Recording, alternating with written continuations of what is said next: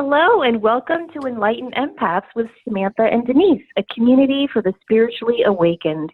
Today we have a very special guest on our show who served as the conduit for Denise and I meeting and ultimately creating this show. Those of you who have been faithful listeners know that I simply refer to him as my Johnny because he's been so instrumental in my spiritual education. But the world knows him as John Holland, the internationally renowned psychic medium, spiritual teacher, author, and radio host. John has spent a significant part of his life developing his psychic and mediumship abilities and spent 2 years studying in the UK to become one of the most sought-after professional mediums on the world stage today. He's the author of several bestsellers, including Power of the Soul and Psychic Navigator, plus the Oracle deck Psychic Tarot for the Heart, and Spirit Messages, a daily guidance oracle deck, as well as 5 top-selling apps. His latest book, Bridging Two Realms, just came out in February. He also hosts his own show on Hay House Radio called Spirit Connections. He has starred in several TV specials, including A&E's Mediums, We See Dead People, and his own pilot, Psychic History, for the History Channel. But I first discovered you, John, in the 1990s on Unsolved Mysteries. You were so great in that episode. Wow. Yeah, you're going back. Yeah, I have been a fan for such a long time, so it's truly an honor to have you on our show. Oh, thank you. Thank you so much, Samantha and Denise. Thank you. Thank you. You're so welcome. And your book, your newest book, is fabulous. We were just talking before the show, and we were saying that it's, I love Psychic Navigator, one of your earlier books, because It's got one of the best informative go-to guides on how to open up safely. Right. And I love Born Knowing because it tells your story. And I love your Psychic Tarot deck. I love all of your stuff, obviously. But this book, Bridging Two Realms, it's really a reference guide for everybody, for the bereaved, for those awakening, for those wanting to study mediumship. It's got everything in it. Well, that's when I wrote, when Hay House came to me and they said, John, do you have a book in you? And I thought I wrote everything that I needed to write. And because how many times can you say the dead are alive? Really? I mean, How many times can you say it? But I thought about it. And when I write, ladies, I always write from a place of, I don't write just to put out another book. I have to be inspired. Now, I haven't written a book in 7 years. And so I sat down and I said, what are people asking for? What are people looking for? What is in my workshops and my audiences? So that's where I came up. Years ago, people were perfectly fine getting a reading from a medium or a psychic for some guidance or linking or the medium bringing through someone, a loved one. But they're asking more profound questions now, like, what is my loved one doing? Can they see us? Why am I so psychic now? I feel like I'm touching the other side. Does that mean I'm a medium? And I think that the consciousness of man, something is happening. More and more people are waking up, finding themselves more sensitive, more intuitive. So is the spirit world getting closer, or is the consciousnness of man getting higher? See, I think it's a little bit of both. So the first part of the book is for anyone that have lost someone, because a lot of people say, what is my loved one doing? Where do they see us? And that's what I put in there. And I did a lot of research with near-death experience people who have come back and said what they're going through. I talk about a personal experience, very, very personal. I think one of the personal experiences of my life is when my mom passed. And I share that in the book, what it was like to be with someone who has passed away. And I hope it because, ladies, so many of us, so many people, someone may be ill or towards the end of their life, and we have a tendency here to hold on, don't go. Chances are that they might go. So I always say, enjoy your time with the people here now. Instead of fighting, enjoy them with an open hand and ask them questions and talk about things and memories. And that's what the first part of the book is, where your loved one is going, how they're going to get there, who's going to greet them. Second part of the book is for people who want to take this maybe to the next level, because I feel like there's a lot of mediums out there. And if you ladies know me, I'm a big advocate of not taking just a weekend workshop and hanging out your shingle and popping up a website. Hanging out your shingle, for those who don't understand, that's an old term of hanging out your business card, because I feel like mediumship it's a huge responsibility, and it's a life of service. And there's a major training that's involved, not just for yourself, but ethically also. So the second part of the book tells that, and it helps people who have never been, because some of your listening audience might have never been to a medium. So I give advice on what to expect, what to bring to the table when you go for one, and what the medium should be bringing to the table also. So it encompasses it all, and it's doing really well. I mean, it just came out at the beginning of March, and it's getting really good reviews, and I'm just happy. It's already helping a lot of people, just like you said, Samantha. I like the way one of the themes in the book is don't become dependent on a medium. Yes. And that's what I love, that message of empowering yourself to make your own connection with your loved one. That's and I right. think people can read this book and learn actually how to do that rather than just being told, oh, look for a sign or see if you smell their perfume. This book walks you through how to make that connection for yourself. Absolutely. And I try to tell people you may not be able to get to a medium. And if you go into a medium with someone else, if you think about it, you're getting the information secondhand. You may not get the same result as when a medium's doing it, because the medium's being objective and he's on the outside. But there are many ways to feel your loved one. And there's so many different techniques that are researched in there, and some new ones. And I hope it helps people to know that their loved ones are still with them. And you can have contact with them, because I often joke and say your loved one's on the other side. They want to talk to you as much as you want to talk to them. True. So true. Can you share the 43 sand dollar story real quick? Oh, that's from Jerry. There was a friend of mine, Gretchen. She had a friend, and she said that she told me an experience that her friend had of she lost her husband, David, and they have 3 kids, 2 boys and a girl. And of course it was sad. Their family had to watch him go through this illness. And the boy, the young son, he was just about to start high school. Now that's big for a kid. Yeah, it's big to go from middle school to high school. And so he wished that his dad was around to support him. And because I think the kids at school, I mean, when you go into high school, it's a whole different ball game. And so the mother knew he was feeling kind of low. And she says, why don't we go to the beach? And they go to this, her and her husband used to go to this beach. I think it's Crane's Beach in New England, where they would find the sand dollars.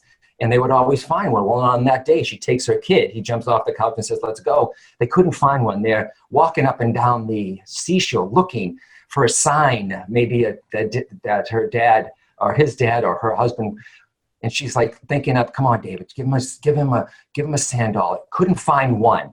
Then all of a sudden, this guy pulls up on a boat close to shore, pulls in and yells out, are you looking for sand dollars? And they're like, yes. And they both screamed. And he says, try that sandbar over there. So, they walked over there. The mother turned around and the boat was gone. I mean, she didn't even see him take off. Well, first of all, how did he know that they weren't looking for sea glass or heart rocks or who knows, jewelry? I don't know. And so when they went over there, that's when they found one after the other. They found 43 of them. So the kid took him home, and so that's the story with the sand dollar. That's amazing. Yeah, and I talk about that in the book. After the calling, I call them calling cards from heaven, or I call them after ADCs, after death communication signs and symbols. And I list many other symbols, and that's just one of them. It's people find feathers, dimes, pennies. Nature is big, so there's a whole list there too, but beautiful, beautiful story. And as a matter of fact, as a gift, a friend of mine, she makes stained glass, and she had some sand dollars hanging, white sand dollars on blue glass that she made from scratch. So I just sent it to her as a thank you for the story also, because it was a very personal story. And, it's very personal. And, it touches, in any sign that you get from your loved one, it's a sign when it touches your heart. And it touches your soul. You know that, Denise, right? Exactly. And that's Absolutely. A beautiful, beautiful validation, not only for that woman and her son, but also for the father who's in spirit, because that connection, and I think this is some of the things we were talking about earlier, Samantha and I, as far as our job as mediums and as being the conduit is to honor both sides of the fence. And we're not only here for the people who are in spirit, but also the people who are here grieving and trying to find that closure or or place of peace. So Absolutely. It's important work. And I It love the is. way that you put the, when you made the connection of the story with your mom, and you don't need a medium. And I love that, because I think sometimes people come to us for validation, just to know that what they're getting and the person who is in spirit is with them. And we can just give them that little message and say, yes, you're spot on. This is what they're sending. And that gives people such a sense of, it empowers people to be their own medium. Yeah, absolutely. Absolutely. And that's why I put real stories in there too. And I'm not going to give it away. People would have to read it. But one of my favorites is the Snoopy story at the end that I end the book with. So that's pretty cool. If I'm ever going through something, because I'm just a man, I mean, I'm not always, I may be into metaphysics and spirituality too, but I'm just a guy. And if I'm ever doubting myself, or I go to that Snoopy story, and it's amazing how those on the other side can validate that they're really with you. So that was really, really, really a cool story. And I'm still familiar with these people till this day. I'll see them at my events, and they'll be like, it's us, the Snoopy people. So if people have a chance to read that, it's the last story in the book. It's the epilogue. Yeah. I wanted to end with that very special story. So thank you so much. I won't give the story away, John, but just so everyone knows, Spirit makes John shop sometimes. Yes. Yeah, every once in a while. It could be a private, or it could be, and I don't go into a store like, okay, Spirit, should I buy something? I went into a store to buy a birthday card, and then I heard the words about Snoopy, and I trust it, because Snoopy has nothing to do with my life. And I presented it in an audience of myself and Brian Weiss in Boston in front of 1,100 people. And he and I are going to be together again after it's been a couple of years since we worked together, but in Boston. So very, very special story. So I hope people enjoy it. So how would you define being an empath? Because that's our show, Enlightened Empaths. And I think that's a very used word right now. And you've shared very openly about growing up, being the sensitive one in the family. And I've often, I'm the middle child, and I have a sister and brother, and I won the lottery with the sensitivity, I guess. So I'm wondering, do you have other siblings that are equally as sensitive and empathic? Yeah, and empathic, for anyone, it's you pick up other people's thoughts, you pick up other people's feelings, and I talk about that in the book too, about the 3 kinds of psychics. And someone may be open to their environment and the people around them. They don't know why all of a sudden they're moody. They started off the day great. Now they're feeling grumpy or drained. So they're at the mercy of the environment. They don't even know that they're empaths or that they're psychic. And I talk about that too, and you can train yourself to turn it up and turn it off. But my siblings, there's a hint of it. It seems to be on my mother's side. My grandmother, she was very psychic, but they didn't use that word. It was just what we were growing up with. What my mother used to say is, Grandma knows things. That's all they said. She just knows things. She knew when people passed away, when nobody told her, and she would say, how come you didn't tell me? So I believe she was a medium herself. To tell you the truth, but it's on my grandmother's side. My mom had a hint of it. My brother Joe has a hint of it. My nephew Bobby does. My niece Brittany, very, very, and they know they have it. It's what you do with it. Now she has taken it to the level of reading the cards and studying this work. And the same thing, I have another cousin. She's very, very intuitive too. She knows when the phone's going to ring and who's on there without looking at the caller ID. But it's what you do with it. You have to train it. And that's why also in the book I talk, it's great to be intuitive, or you have this special ability. I try not to say gift, because then if you say gift, that means it's something that you have and nobody else does. Mm-hmm. But they know that they have it, especially Brittany. So she's taking it to the next level. She's enhancing it and developing it so she can help others and herself. Beautiful. Yeah. John, how do you see mediumship changing through the years? I look at it as going from ectoplasm and seances to demonstrations now, but I feel like it's shifting into something different. Do you see that as well?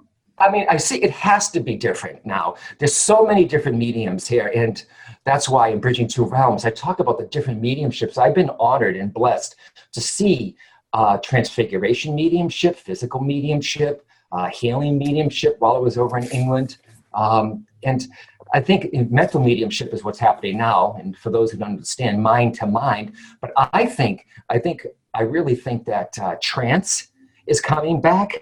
And myself and a lot of other mediums, we are trying to raise the standards of what mediumship is out there now. And like I said, I was honored to be trained by the Brits, by the British mediums, and their style is very, very evidential. And I try to be as evidential as possible, but I think myself and Janet Nohavik and some other mediums, we're trying to raise the standards of what mediumship is here. Not that it's bad stuff out there. There's just a lot of it. So it is changing, but I think it's getting deeper now. I think mediumship is going to change. It's going to go more into trance.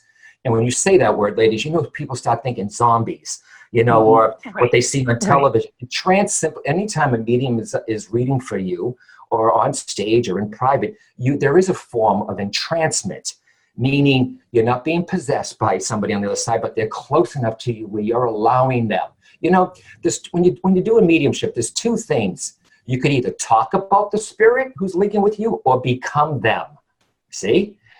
So I think when you take on the mannerisms and you start twitching your face like their dad used to do, or playing with your fingers like your grandmother, or your face starts making your mouth starts going to the side because that's where dad used to hold the cigars.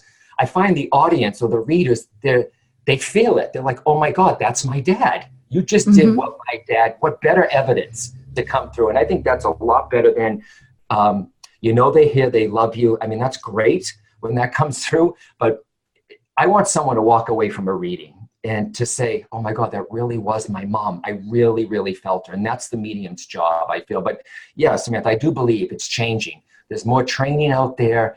And for anyone who's developing, take your time, because don't we all want it fast? Here, really, really fast.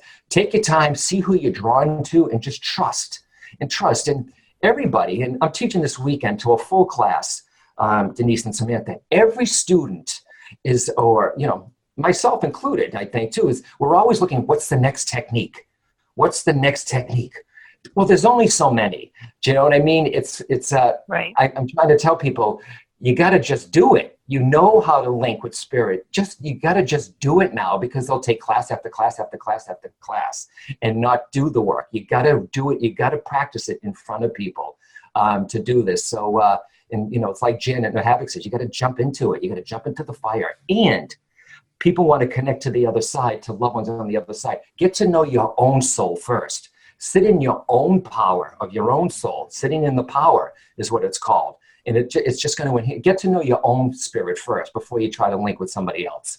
Yeah, absolutely cool. Love that. And also that what I love about doing this work, not only it's service work. And I think that that's a really important piece to bring in, that people don't realize that you have to make a dedication to this. And to be really blunt, whenever I do a reading, I always do a prayer and meditation and ask to get the hell out of the way so that spirit can come through. Yes. And I think that that's an important part of this, but also where am I going with this, Samantha?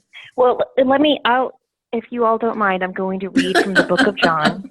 The Book of John. Yes. Literally or figuratively, yeah. Okay. No, this is the Book of John Holland. He says, I consider being able to communicate with the spiritual realm both an honor and a gift. As I've said before, the ability doesn't come from us. We may be the vessel, having learned the mechanics by which spirit communication flows, but we must remember that this ability comes from God, the source, a higher power, or whatever name you prefer to use. As a result, we must try to put ourselves aside and not let our egos exploit what's honorable and sacred. And I think isn't that well written, Mr. Holland? Not bad. Who wrote that? Yeah. So, because a lot of people, I explain to my audiences too, before, like I got a big demonstration tomorrow, like 200 plus with Janet Nohavik. And I try to explain to the audience, because they take everything literally that comes out of the medium's mouth. And I say to them, guys, listen to me.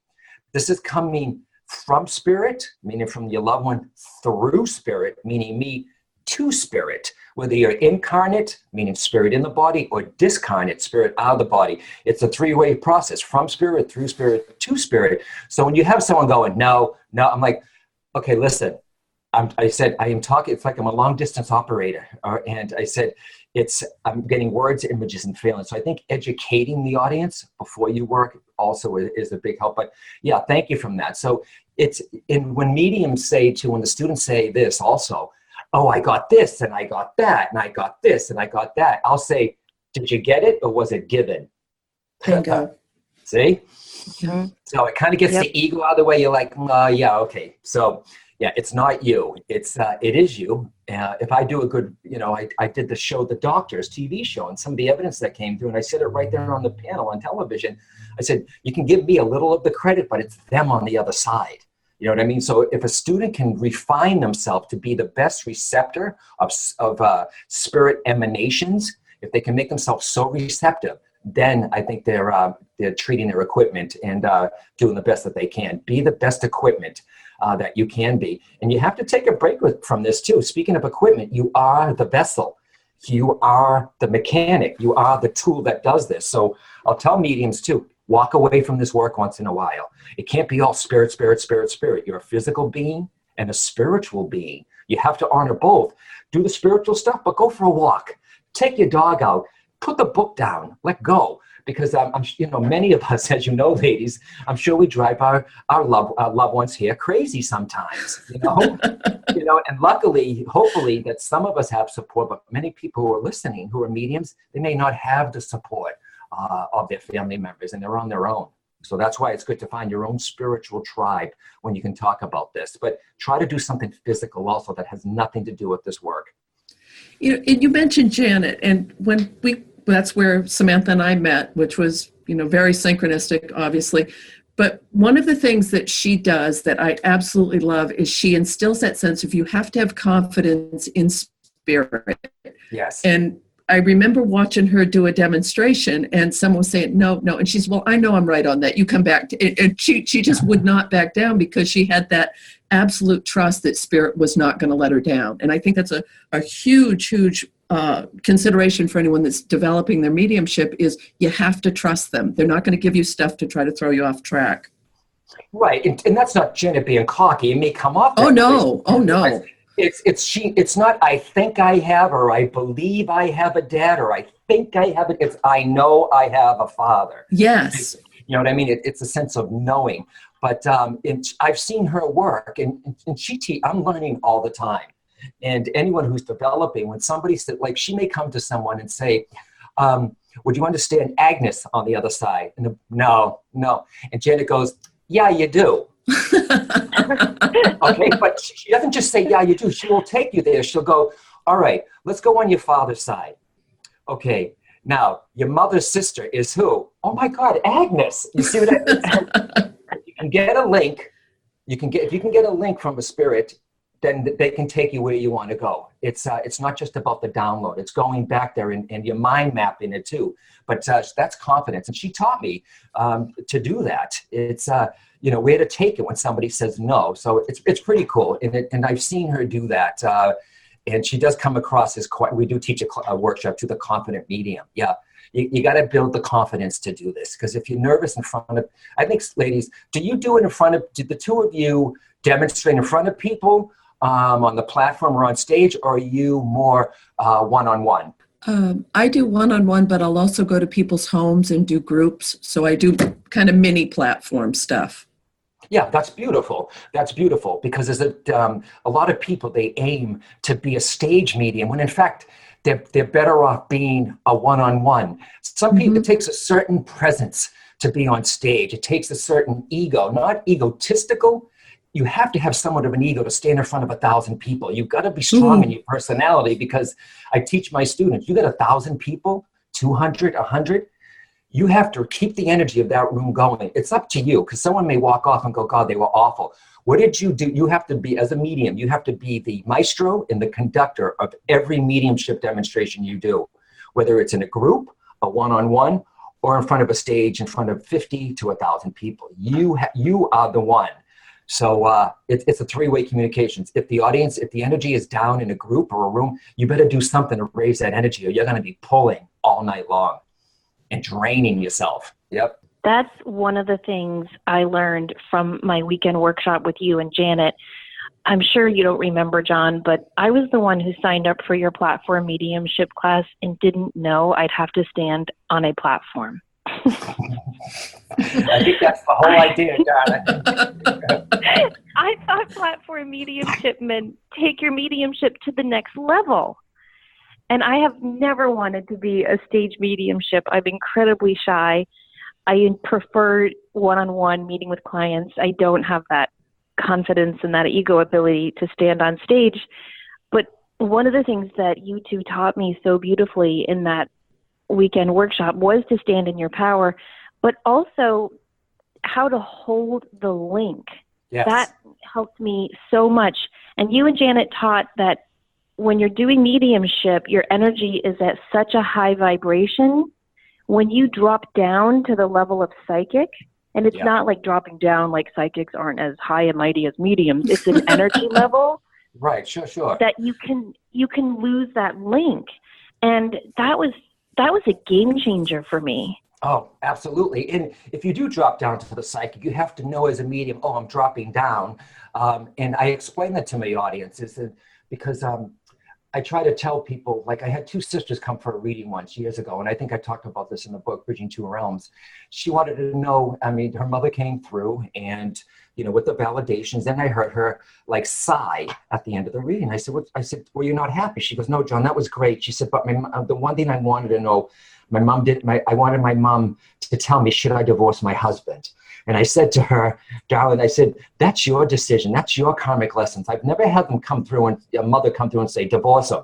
So if I do give advice, I know it's psychic. And I'll say, look, this is not coming from your father. This is coming from me, myself intuitively. That's where the word, it comes from, psychic medium. And that John Edward came up with that. He's a psychic and a medium. A lot of us are. Every medium is psychic. Not every psychic is a medium. And many people have heard that. But some can do both.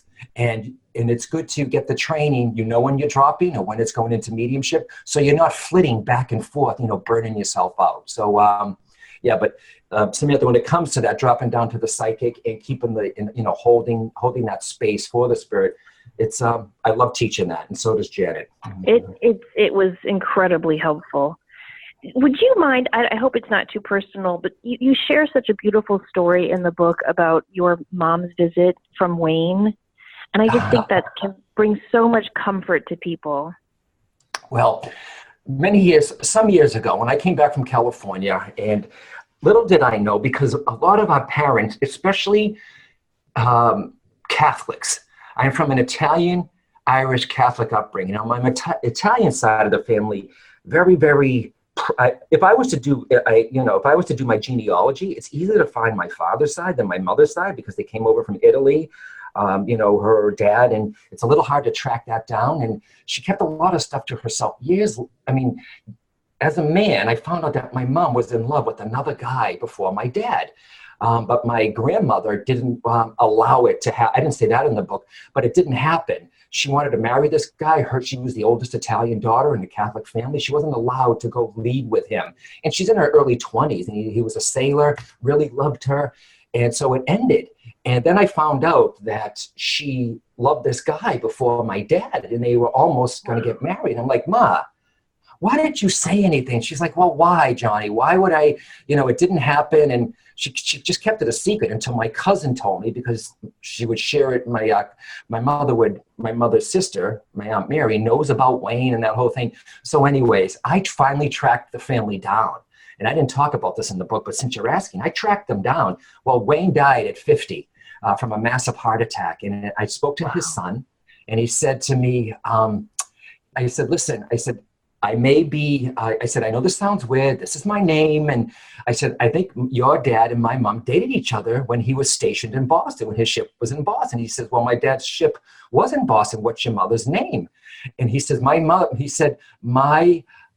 dad had a tattoo on his arm even before he met my mother. And I said, well, what was the name? He said, Jenny. And I went, oh my God, that's my mother. Oh. And so when my mother couldn't move to the state he was in, it had to end. And so years later, she met my dad and she went on with her life. But, my parents broke up. I found this guy, Stephen, Wayne's son, and he sent a picture of Wayne as a young man, as when he was older, a picture of himself, his brothers, his mother. And so I showed the picture. Here's my mom in palliative care. And I said, Mom, is this him? And she went, oh my God. And I said, Mom, he passed away when he was 50. She said, oh, wow, okay. And because she thought it would be great to say hello to him. Well, what happens is my mom gets even more, she gets sicker and sicker, and she's not here that much longer. And she's in the Portsmouth Hospital, and she's sitting up in bed. And I said, and I walked in, and she said, hi, Johnny. And she goes, guess who came to visit me today? And I said, oh, Ma, was it Ro, Joe, Aunt Mary? I named the cousins. I named the neighbors. She's like, nope. I said, Ma, who came to visit you? And she said, Wayne. Now, I didn't say you're crazy because look at the work that I do. And I talk about I talk about deathbed visions and when loved ones from the other side come to you. And I said, well, Mom, and I teach them in the book, ask questions. I said, well, Mom, what did he say? And she said, he just sat at the end of the bed and says, and she's like, what are you doing here? And he just says, I'm here just checking on you and everything's going to be fine. So there he was as a young man in full soldier uniform as she remembered him. And not too many, now, little private, I'm going to tell you something. And so in the casket, because it was a funeral, even though she had a wake, it was an Italian Catholic service, so we had to do the wake. Well, it wasn't my father's picture in the coffin with her, it was Wayne's. Okay, so, yep, and nobody saw it because I didn't want to my father's family was at the service. I didn't want them well, why is he in there? Who's this sailor? So I kind of hid it. And she said to me, I want this in the casket with me with pictures of you kids.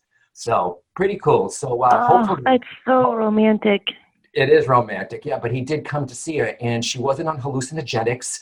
And I talk about that in the book. How doctors say when some people, and you were talking about David Kessler's book, Visions, Trips, and Crowded Rooms, beautiful. And I used one of his stories in there about deathbed visions, how your loved ones on the other side come to you, and some of the doctors say it's probably the drugs or hallucinating.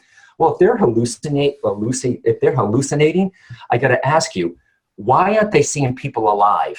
Why is it always someone that has already gone on? If they're hallucinating, then it should be open to anybody coming, showing themselves, or in the person's mind. Why is it always people that have passed over, not the ones that are alive? So it's pretty cool. Exactly. And in the story, one of the stories you shared in the book, I think from Visions, Trips, and Crowded Rooms, she saw her husband, nobody even knew he had passed at that time.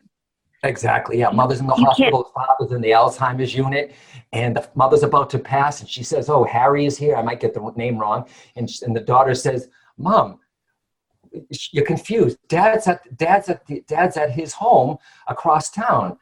Then the phone rings, and then the nurse walks in. I'm sorry to tell you, your dad passed 10 minutes ago, just after the mother said, Harry's here. And she's like, Mom, Mom, he's okay. And she's like, no, he's right here. He says he's waiting for me. 10 minutes before the guy passes away. So explain that. How can you explain someone who is thought to be alive? So really cool. You know what I mean? It's these things, it's these stories that people go back to and they're like, okay, because there seems to be I don't mind skeptics, but someone tries to disprove it. There's evidence out there. And there's even scientific research now with Dr. Gary Schwartz doing stuff in the lab with mediums in the afterlife. So it's out there. People have to, people are like, well, where's the research? It's out there. They have to look for it. It's not too hard to find. Just real quick on that, transfiguration is when spirit will come through visually on someone else's face, correct? Yeah, I saw that in England. Totally. Okay. Yeah. It's the blunt version. It's bizarre as hell to see that happen. But my point being, people who are in palliative care or who have Alzheimer's or dementia, I really have this theory that people in spirit are coming through as transfiguration. So if I walk into the room and, my mom or my grandma, whoever is there, they're physically seeing that. Because 2 weeks before my mother passed, I was standing in her kitchen and she looked at me and she got this really funny look on her face. And I said, what is it? And she said, you just looked exactly like my father. And I said, well, it's the eyes and I favor that side of him. She says, no, Denise, you looked exactly like my father. It was his face. And then Right. she passed 2 weeks later. So I really think spirit gets closer. And Laura and I talked about this as well, of when, as a medium, when I'm connecting with people in spirit, often I'll get folks who have Alzheimer's or dementia or end of life, they feel the same to me energetically as those in spirit. That fine line between the two realms is incredible at that point. Yeah, they may have, in with Alzheimer's too, and I think that people in comas, I think they have 1 foot here and 1 foot on the other side also. So it is able to connect with somebody here many times. Mediums have said, I feel like I have a mom figure, and they'll be like, my mom is in a coma or my mom has Alzheimer's. So maybe a piece of them is on the other side that the medium is in picking up. And Denise, it's true though, when you say someone could be looking across a shopping mall parking lot and someone's driving a truck and you're like, oh my God, it looks just like my brother who passed away. Mm-hmm. Just like them. Then when you get closer, you see, oh, it's not them. So I think that the spirit is superimposing their energy on top of them. Now, for the ones who are listening, you're thinking, that sounds so weird. It's called blending. It's called blending. So it's not like them taking over like Whoopi Goldberg and Ghost, with Patrick Swayze jumping in her body. But people have said this. They see someone across the street and you're like, oh my God, it looks just like my mother. Mm-hmm. Amazing things that the spirit world can do to validate that they're still with you. They really can. And your heart does stop when that happens. It's that quick, oh my, they're back. Oh, absolutely. I know a lot of our listeners are parents of empathic children, and the little people coming in now are off the charts with how sensitive. And I know all little kids are naturally intuitive, empathic, and they shut that down over time. We're all living examples of that, and you have to reconnect with yourself. But I think for a lot of our listeners, they're searching for, how can I help my child? How can I help them be successful in school? And it's a different minefield for little kids in this generation, not only because of the social media, the energy is so different, but I think any tips you could give for parents and how to help their children who are highly sensitive would be fabulous. Well, what I think they should do is get their own, especially if they're little kids. Like say you have someone who is, she's 6 or 7. It's kind of hard to get into energy centers and aura with them.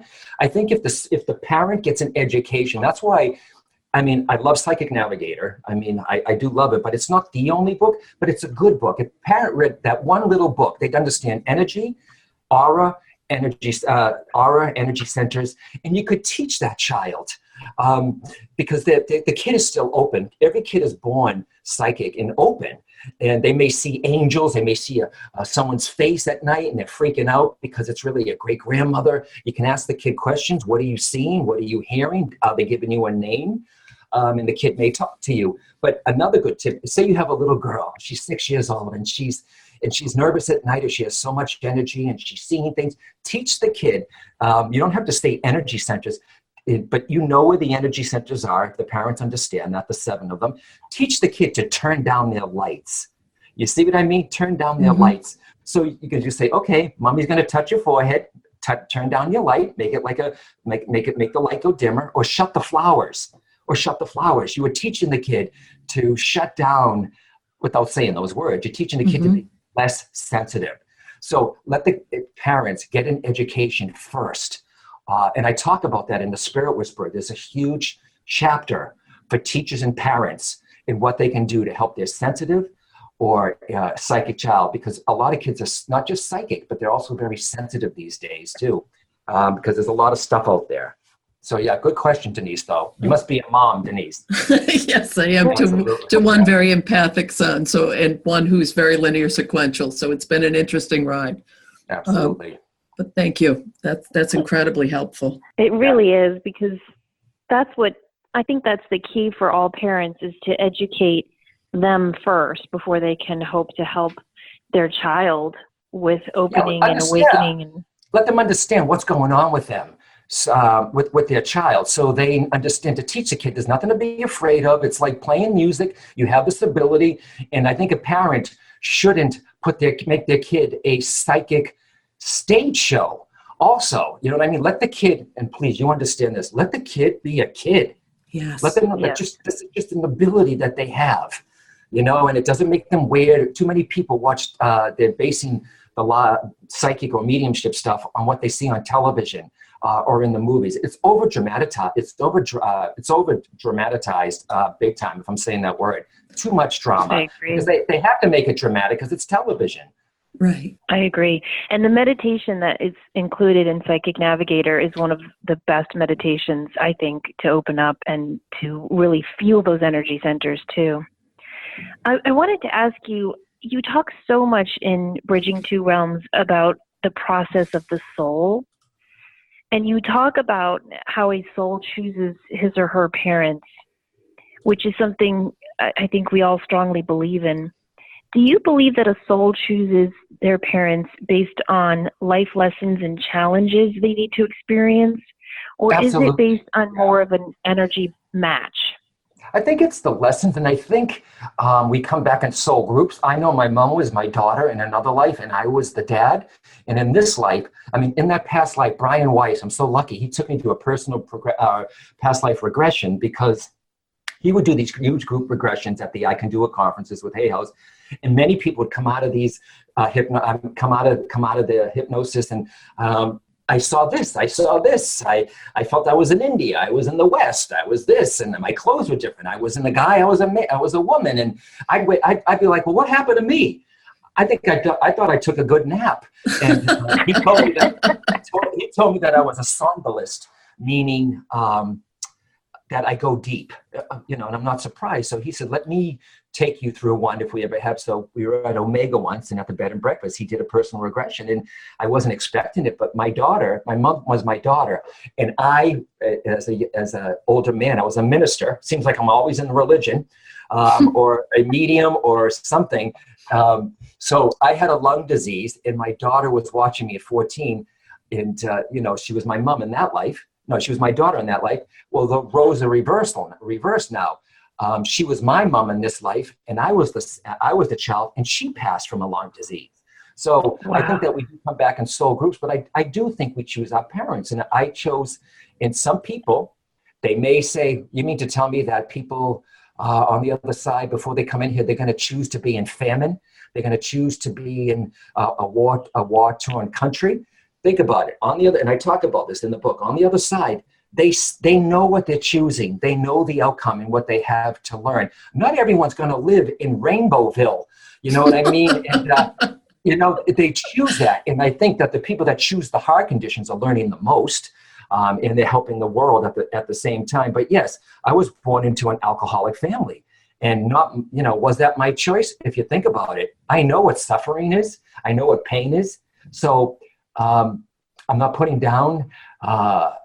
I think my childhood, the alcoholism that was around me with my dad, I think it just enhanced my sensitivity and made me more compassionate. And I know what suffering is, so I could help somebody else to understand what they're going through when it comes to pain. Yeah, so I do believe we choose on the conditions. Or, yeah, absolutely. It's definitely, Denise, probably about the conditions. It's hard to believe, though, because it's something, but many people, if I say to people, do you believe you chose your parents?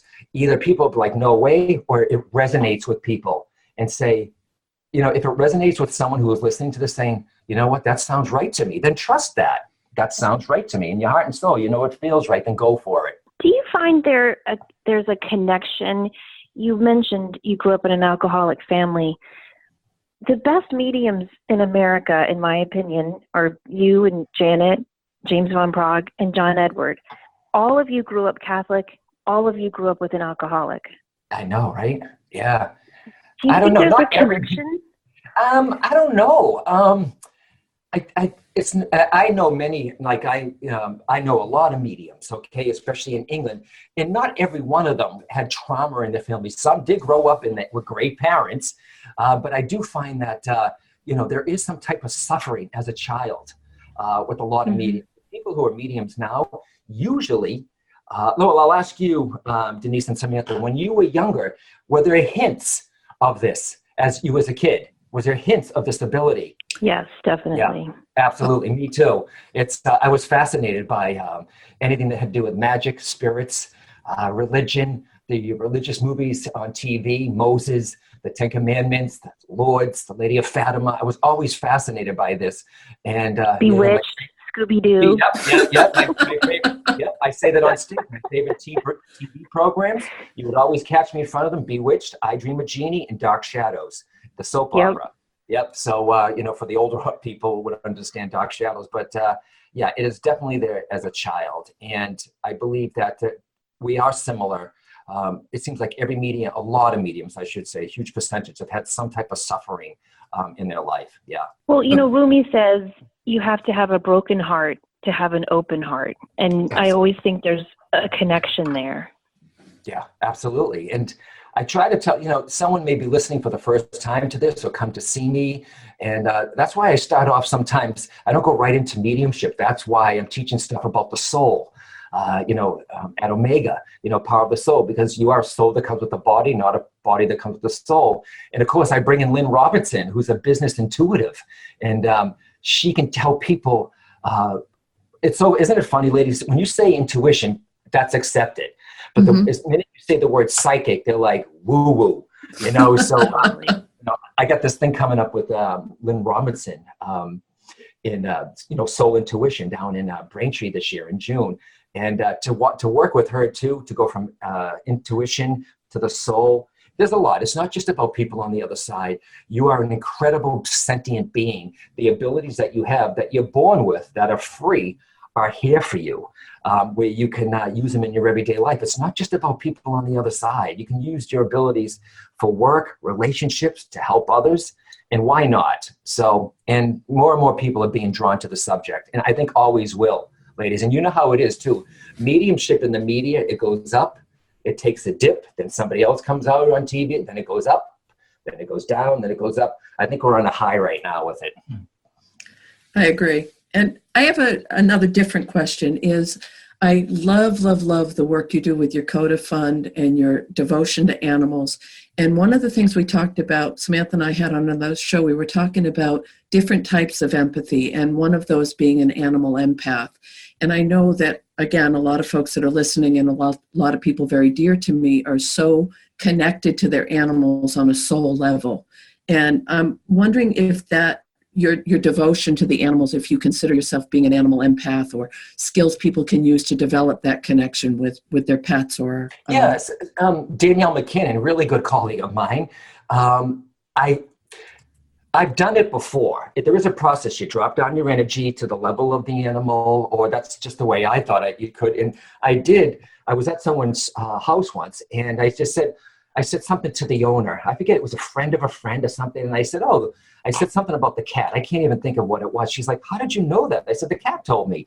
And, it's not like Dr. Zeus where you see the mouth moving, or like one of those apps where but I had, growing up, I didn't know I loved dogs this much. I had 2 dogs taken away from me that broke my heart in 2 different situations. That broke my heart. And I call these soul wounds. I mean, it must have left a mark on me, because I am so connected to dogs. And I have one, my buddy Coda. And it's just, I think anyone can learn to have better communication with your animal, except they show you in pictures. And there's a pretty, and I think I talk about this I'm pretty sure I talk about this about animals, about Coda's tooth. I'm on the couch one day, and I took him he just had his teeth done yesterday. I took him to the vet, and she said, his teeth look fine, John, let's do a cleaning in a few months. Well, a week passes, he's on the couch, and in my head, I heard bad tooth. Now, this talks about logic. This is in the training of the book, Bridging Two Realms. I just listened. Logic says, well, see, do you hear him downstairs? Yeah. Yeah, he knows you're talking about him. Yeah, probably. Or it's the UPS guy. They talk about, now logic says, well, that must be me, because the doctor just saw him and said he had it for a couple of months, his cleaning. Well, I went in there and I said, can we do this sooner than later? I didn't tell her that I heard it in my head. So I just said, it must be the UPS guy, ladies, I'm sorry. So that's all right. Yeah. So she said, okay, well, when she went in there to do the x-ray, there was an abscess. that wasn't shown yet. It wasn't coming on. Now, if you look at a tooth, you don't see an abscess that's just developing until it actually shows. Well, because of that, I stopped a major infection from happening. So yes, you can have communication with your animals. And when they look at you, cat, dog, whatever animal it is, they're connecting with you on a soul level because they have souls too. And I agree with your wording implicitly. And I've had animals and dogs my whole life, pets, the whole thing. But a couple have been true soul connection animals for me. And one in particular, really, the dog ended up being diagnosed with leukemia. The vet said, at the most 2 months. So we made quality of life. We swam in the river more. We walked more, and the dog ended up lasting for another 4 years, staying for another 4 years, and got myself and my family through 4 of the hardest years of our lives. And in my heart, I know that dog stuck around to make sure we were all okay before he left. And Absolutely. That connection and that empathy, that purity of animals is such a sacred gift for us as we're here on Earth, I believe anyway. Oh, absolutely. Absolutely. And there's a vet that I was watching on, animals will stay, I feel, as long. Some leave because they feel like their job is done, even though you don't know that's why they left, and they know. And, Coda's going to be 11, you know what I mean? And, he's a Westie. He could live, they can live to be 13, 14, 15, 16. I know I'll be devastated when that day happens, but I have to remember too, it doesn't mean because I'm a medium it's going to be any easier. His own soul has its own plan. It really, really does. His soul has its own plan. And I heard something from a vet, and I really feel this too, a lot, because I do the CODA fund, and I helped raise $100,000 for the SPCA for operations for animals that need it. So wow. I do it for the animals. He inspired me, my dog, and I really feel, the vet said to me, this was online actually, I heard her say this, some people keep their animals here way too long sometimes because we don't want to let them go. As long as and this goes to you, Denise, because you said the dog lived 4 years, as long as the animal is comfortable in their body. Yes. Absolutely. So, yeah. And I know it's easier said than done because here I am saying, but I know all my friends have lost animals, with the greatest respect. I haven't had to do that yet. So, some people listening, they're going to be like, okay, you'll see. I know. I've been there with my friends. So they're very, very special animals. And now that Coda is 11, or he's going to be 11 in a few months, I have a whole new appreciation for my dog, even more so. So every day, there he is, bouncing out of bed. You ready? He's about, and you're thinking, what does this have to do with spirit? They have spirits too. Animals don't live in the past, really. Every day, it's a new day for him. He forgets about yesterday. Although he had a teeth cleaning yesterday, I think he's still holding on to it today. So we'll go outside for a walk later. But yeah, ladies, I love them. But I do believe that you can connect to your animals. Why not? It's a spirit to spirit. They're made up of the same stuff that you are. And also it's that same thing you brought up earlier in the show, as far as you would never hold a loved one in a carbon-based human here longer than they needed to be, and you would say it's okay to go. I really believe energetically it's the same thing with our animals. Yep, we know absolutely. When it's time for them to leave and send them with love. Yep. But thank you very much for sharing that. No, you're welcome. Before we close out, John, can you share with us, who are you when you're not John Holland? Oh, wow. Okay. Well, I was just saying to my manager today, Simon, I said, you know what? I went from writing the book to edits to being in the studio for 7 days it's my first book on audio. Audio's big now. To right. Going to LA to do the doctors, and John is just a guy. When he's not doing this, he tries to just be a guy, but there's always that next project. I have to schedule my time out way ahead of time. But who am I? I am someone that would love the opportunity to take more art classes. I want to work more around my house. I want to travel less. I've been doing it for, 16 years. On the road a lot. And I understand that. I'm honored and I'm blessed to serve. But this year, and more so next year, John is the person who wants to enjoy some downtime, but still work for spirit, take an art class. And I want to get more involved with animals. And I volunteered when the time is open. If I can't be, I'll be honest with you too, ladies. I checked out not too long ago what it would be to be a vet tech. That's how much I love animals. But unfortunately, it's 2 years training to be certified, and you have to do 400 hours in the veterinary office to be credited. So I said, okay, what else could I do? So I put it out there to a vet. That when animals come out of anesthesia, there's usually a vet tech there to wrap them, keep them warm, hold them, especially if they're a rescue. So I want to be and it was already agreed to that I have this opportunity where I'll be the one that the animal is with when they come out of anesthesia operation. So that's what I want. I want some more artwork. I want to be more with the animals. So that's who John is, really. And in one of my books, I talk about it's not my purpose. Everyone's like, what's my purpose? My purpose is not to be a medium, a radio host, or an author. I believe that every soul is meant to, their purpose or your purpose, its purpose is to be all that you can be, a divine being from God, using your gifts, talents, and abilities to help others. My ability of mediumship helps others. So my purpose is, I think that we're all meant to help each other on this planet, to tell you the truth. We're not alone. And, I wish there was more partnership with each other. So, find your ability, find what you can offer to everyone, and you'll be living your purpose as a soul. That's what I feel. But ladies, thank you for, obviously we could talk and talk and talk and talk and talk, but thank you so much. Anything anyone wants to know, guys, about my stuff in New England with Lynn Robinson or Omega or Kripalu, just go to johnholland.com, and the book is there too. And, thank you so much for recommending the book. It means a lot. And maybe, maybe one person who hears this, if it's one person and they go and the book helps them, then I feel like we're doing our job, ladies. I really, really do. So thank you so much. Oh, thank you. This has been an absolute pleasure. Thank you. Oh, it's been an honor, John. And we just hope everyone goes and checks out John Holland's website with all of his wonderful events coming up this summer.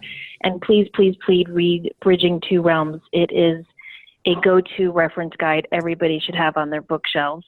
Thank you so much, John, for being who you are. Please. Thank you. And thank you for the podcast, and keep doing what you're doing, ladies, because I heard that you're doing pretty well. A lot of people are listening in to this podcast. So keep doing what you're doing and spreading the word. Thank you. Thank you so much.